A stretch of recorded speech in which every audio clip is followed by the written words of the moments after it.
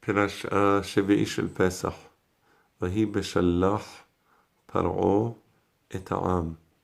Just a short thought. We have מבוססת כתובות, דף מ"ח, עמוד א'. There's a Mishnah that says, לעולם היא ברשות האב, עד שתיכנס לרשות הבעל לנישואין.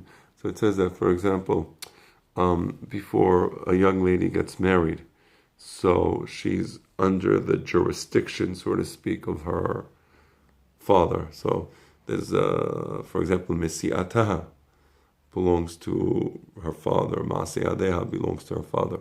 So לעולם היא ברשות האב, עד שתיכנס לרשות הבעל לנישואין. So there's different reasons why we'd want to know under whose jurisdiction this young lady is. Until what time is she ברשות האב? Until she enters the jurisdiction of her husband. How does she enter the jurisdiction of her husband? לנישואין. So for example, the כניסה לחופה, when she enters the chuppah for purposes of being with her husband, that's considered, now she's considered birshut haba'al, right? So let's say we look at Bnei Israel. When they left Mitzrayim, they were birshut Paro, right? And when did they enter the jurisdiction of HaKadosh Baruch Hu? L'nisuin. So when the pasuk says, "Va'atara sha'itera lo immo b'yom chatunato b'yom simchat levo," so it compares Har Sinai to sort of the chuppah of the Jewish people.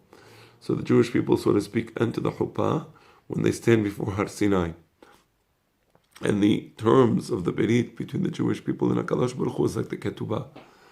So at what point did the Jewish people enter the jurisdiction of Hashem, leave the jurisdiction of Paro and enter the jurisdiction of Hashem? Only in Har Sinai.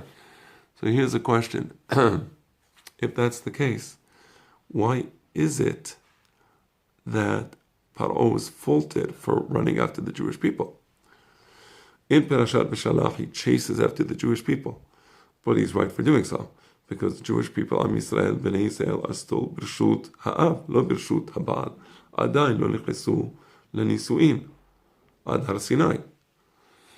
And the answer is that the Mishnah continues. It says, Masar ha'av lishluchei ha'ba'al, harehi birshut ha'ba'al. But there's an exception here.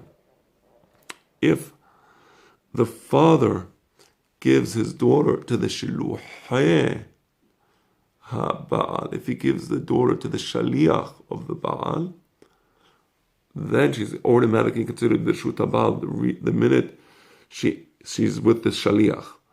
So let's say, for example, the Baal, let's say Reuven, sends Shimon to pick up his wife from her father's house and accompany his future wife, that is, from her father's house to the chuppah.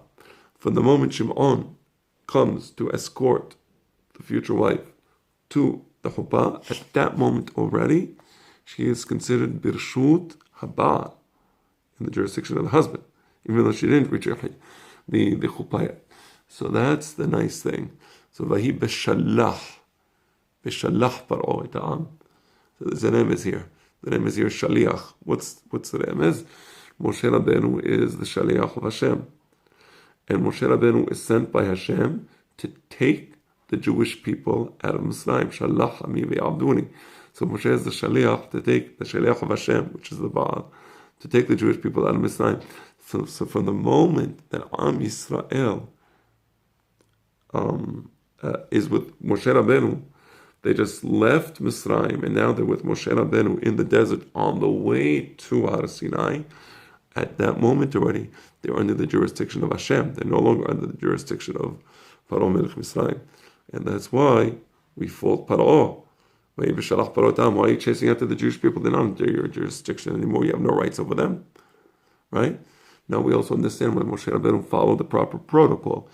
He didn't take the Jewish people out of Mitzrayim violently. He persuaded Paro to let the Jewish people out. But once Paro said, that's it, they can get out, Moshe Rabbeinu says, thank you very much, we're leaving today. And that's what happened.